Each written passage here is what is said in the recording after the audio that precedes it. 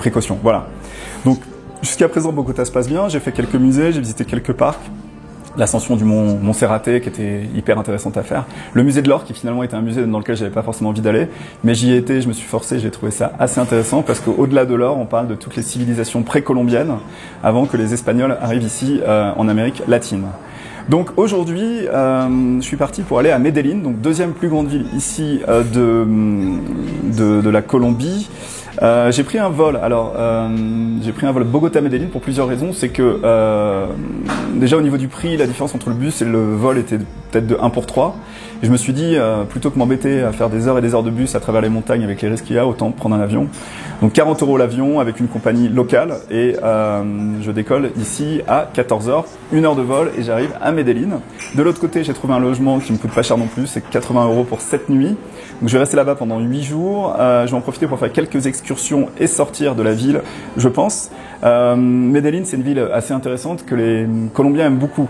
Il y a le centre historique à visiter, il y a la Comuna 13, qui est un ancien quartier connu pour le trafic de drogue. Qui a été réhabilité et qu'on peut aujourd'hui visiter et qui est intéressant parce qu'il y a beaucoup de graffitis et une histoire assez intéressante. Alors Medellín, c'est la ville qui est connue pour Pablo Escobar aussi et je trouve que c'est une histoire assez triste. J'ai discuté avec plusieurs Colombiens et ça les énerve qu'on leur parle toujours de la cocaïne et de Pablo Escobar, donc je refuse complètement dans mes vlogs de vous parler de cette histoire-là par rapport à l'histoire assez horrible des gens qui ont été kidnappés, torturés et j'ai pas envie de participer à cette forme de tourisme un petit peu dark que je trouve pas très intéressant. Donc c'est la dernière fois que vous m'entendrez parler de Pablo Escobar. Je vais par contre vous parler de Botero, qui est un artiste peintre qui est encore vivant et qui est très connu et qui a fait beaucoup de peintures qui sont représentées un petit peu partout dans le monde sur des tableaux, mais on trouve aussi des statues qui sont des statues qui sont des représentations des personnages de Botero qu'on trouve dans la ville de Medellín. Et je vais vous montrer aussi que la ville elle est assez intéressante parce qu'elle est en train de se reconstruire. Elle a eu un passé difficile, mais aujourd'hui c'est une ville qui est très moderne, qui a une grande économie et qui se développe à grand V, donc ça va être intéressant de voir Medellín pour ça. Ensuite, je vais aller sur Cali. Alors Cali pour plusieurs raisons, parce que c'est la ville de la nuit, c'est la ville de la salsa, c'est la ville de plein de choses intéressantes à voir. C'est une ville qui se vit la nuit notamment, donc je vais faire pas mal de sorties et c'est pas très loin de Popayan et de Salento qui sont les régions du café. Donc je vais en profiter aussi pour faire des excursions. Je vais rester 8 jours à Cali et je vais aller me balader un petit peu dans le sud de la Colombie, dans les régions du café. Une fois que j'aurai fini Cali, j'ai réservé un avion pour aller rejoindre mon ami Charles à Panama. On a décidé, alors si vous avez suivi un petit peu ma chaîne, vous savez que je me suis engueulé avec lui l'été dernier quand on était en Scandinavie et qu'on a décidé de prendre des routes différentes parce qu'on voyageait plus de la même façon. Eh bien, bon, depuis on se reparle, on s'est reparlé 3-4 jours après et on n'a pas gardé de rancœur l'un envers l'autre, mais c'est vrai que c'est quelqu'un que j'aime beaucoup, Charles, avec qui j'ai voyagé, j'ai beaucoup appris en fait du voyage à travers ses voyages à lui aussi. Il a visité plus de 120 pays dans le monde. Je pense que quand je serai au Panama, on va s'installer dans un hôtel et je vais l'interviewer parce que je voudrais connaître un petit peu plus de sa vie d'américain, d'ancien architecte, d'ancien designer. Il a vraiment une vie fascinante et c'est quelqu'un d'assez simple mais de vraiment agréable et je voudrais vous le faire connaître un petit peu plus, donc je vais l'interviewer quand je serai au Panama. Panama, il y a des plages magnifiques aussi, donc on va aller un petit peu côté Panama, voir ces plages-là et une fois que j'aurai fini le Panama, alors ça sera probablement retour dans le nord de la Colombie pour aller faire toute la partie que Bernarda m'avait conseillé de faire, qui sont les parcs naturels et notamment la Cité Perdue, que je vais faire avec 2 amis qui sont de Roumanie. Voilà. Donc ça c'était pour la partie un petit peu voyage, pour vous faire un petit update. Je voudrais vous parler un petit peu du matériel. Ma chaîne c'est une chaîne qui parle de voyage mais aussi de matériel. Donc j'enregistre tous mes vlogs avec mon Canon G7X, toujours. On m'a demandé sur la chaîne dans les commentaires si j'avais mis à jour mon matériel. Eh bien oui, je l'ai mis à jour et non, je n'ai pas amené avec moi le Osmo Pocket pour plusieurs raisons. L'Osmo Pocket, j'ai trouvé très intéressant par rapport à sa taille. C'est un objet vraiment fascinant parce qu'il est tout petit. Mais au niveau de la qualité, je trouve que le compromis taille-qualité est légèrement en dessous de certains appareils comme le Canon G7X qui pour moi est une bête de course au niveau vidéo. En voyage, toutes les vidéos que j'ai commencé à faire là de Bogota, je les ai fait avec le Canon G7X et je trouve que la qualité, elle est vraiment impressionnante. Donc c'est ce voyage, c'est Canon G7X, iPhone 6S pour pas me le faire piquer et si je me le fais piquer, ça coûte moins cher. Et DJI Mavic 2. Je vous renvoie un lien justement vers les vidéos que j'avais fait sur le test du DJI Mavic 2. Je l'ai fait voler à Bogota. Je vous remonte.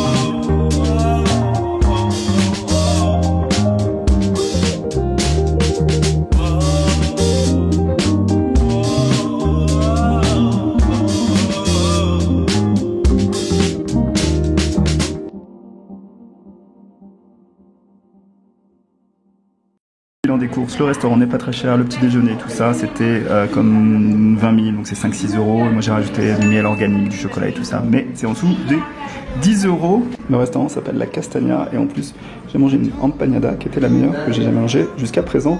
Le lien vers l'emplacement Google Maps du restaurant à Bogota, ici, en description. On est parti pour prendre le Beats, ça coûte pas très cher et c'est déjà compliqué. Arrivé à l'aéroport de Bogota, il est immense quand même cet aéroport international, regardez tous les comptoirs. Voilà, ça c'est les avions domestiques en interne à l'intérieur de la Colombie, alors c'est du Airbus, c'est du Boeing, c'est des avions plutôt sûrs. Bon, contrôle de sécurité, je me suis fait gober, j'ai pas le droit. Bon bah ici en fait, impossible de prendre l'avion avec tout ce petit matériel qui me sert tous les jours, pour mes lunettes, pour mes ongles, pour les bougies, le petit cadeau qui m'a été offert, la petite Carlita, tout ça, pas possible. Bon, je suis toujours à l'aéroport de Bogota, petit coup de gueule en fait, je vous explique ce qui m'est arrivé. Il y a deux trucs en fait qui m'ont un petit peu contrarié et énervé ici. C'est premièrement, j'ai pris beaucoup l'avion ces derniers temps, les 2 dernières années, et en fait le problème c'est que ici il faut imprimer les boarding pass. Alors on a vraiment l'impression de se retrouver un petit peu quand même 15-20 ans en arrière, et on arrive en fait au contrôle de sécurité et à la vérification des boarding pass, et ils te disent bah faut aller l'imprimer. Alors après tu es obligé de courir dans l'aéroport pour aller faire imprimer. Si tu veux le faire imprimer auprès du comptoir d'enregistrement, c'est 35 000, ce qui est quand même assez cher. Par exemple, j'ai pris mon Uber à l'aéroport, ça m'a coûté 22 000, là ils demandent 35 000, donc c'est un petit peu de l'escroquerie. Et après il y a la possibilité de le faire dans des petits cafés, mais les cafés ils te prennent quand même 10 000, ils t'obligent à prendre une session de 15 minutes d'accès internet, donc c'est vraiment chiant. Deuxième truc, c'est ensuite contrôle de sécurité. J'ai vidé mon bagage et ils m'ont fait tirer une dizaine d'objets qui étaient supposés être dangereux, et ça m'est jamais arrivé ailleurs. Alors franchement c'est un petit peu chiant, j'ai réussi à faire passer quand même les ciseaux japonais que j'aurais pas aimé du tout perdre, mais voilà, l'un dans l'autre. Je vais réussir à prendre l'avion, mais c'est un petit peu pénible. Voilà, donc je vais prendre mon avion, mais je suis un petit peu en colère après Bogota et la sécurité aéroport et tout et tout.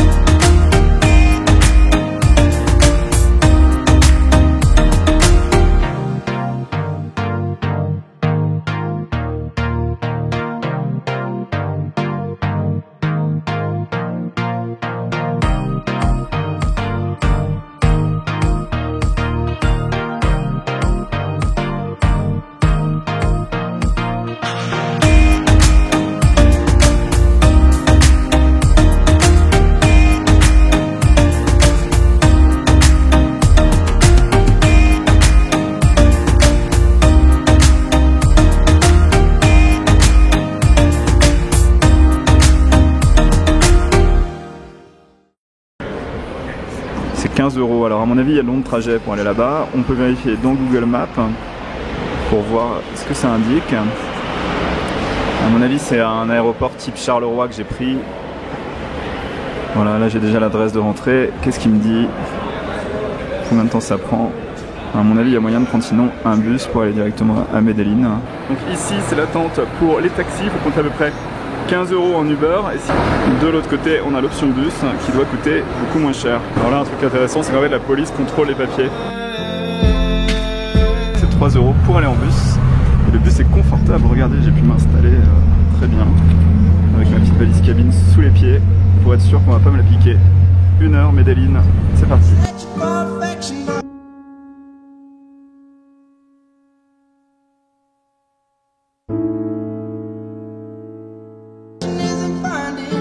Voilà, on arrive à les rues de Medellín. Voilà, arrivé à Medellín, moi qui me plaignais du trafic à Bogota, je suis pas déçu non plus ici, beaucoup de trafic.